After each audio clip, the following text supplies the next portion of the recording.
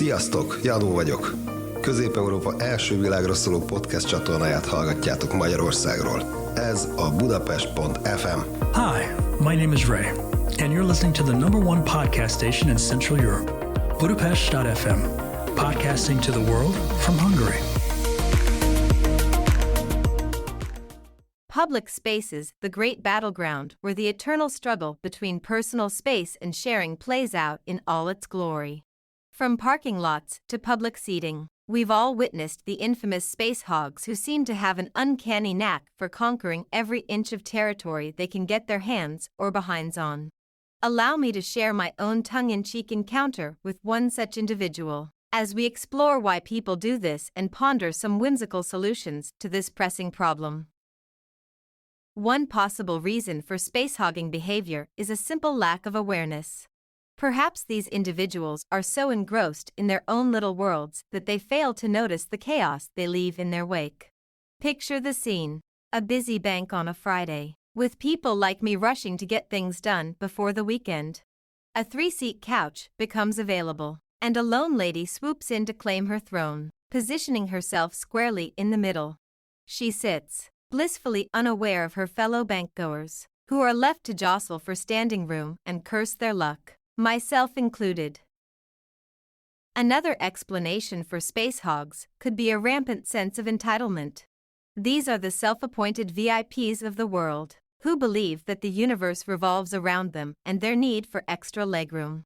Perhaps they were bitten by radioactive royalty as children, granting them the uncanny ability to spread out with complete disregard for the commoners around them. Now, some might argue that these space invaders are simply seeking a buffer from the unwashed masses.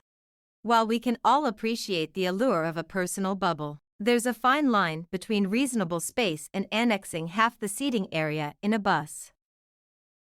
So, what can we do to battle this insidious invasion of public spaces? For starters, we could launch a public awareness campaign called Save the Seat, complete with dramatic commercials, tear-jerking testimonials, and a catchy jingle that gets stuck in your head for days. The message would be clear: your fellow citizens need somewhere to sit too, so scooch on over and make some room. Another option is to redesign public spaces to actively discourage space-hogging behavior.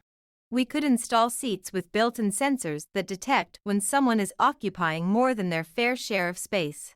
These sensors could then trigger a gentle electric shock, a recorded message that says, "Excuse me, but you're hogging the space," or perhaps even release a subtle yet annoying odor to persuade the offender to reconsider their territorial ambitions. Finally, it's up to each of us to lead by example. We must practice what we preach and be mindful of our own behavior in public spaces. After all, if we can't poke fun at ourselves and learn from our own missteps, how can we expect others to do the same? The conquest of public spaces by space hogs is a perplexing phenomenon that can be attributed to obliviousness, entitlement, or an overwhelming desire for personal space. By fostering a sense of humor, raising public awareness, and employing some creative solutions, we can tackle this issue head-on and reclaim our shared spaces from the clutches of the space invaders. You're listening to Budapest.fm, Europe's premier podcast channel, bringing you the best interviews, culture, and entertainment from the heart of Hungary's vibrant capital city, Budapest, Hungary.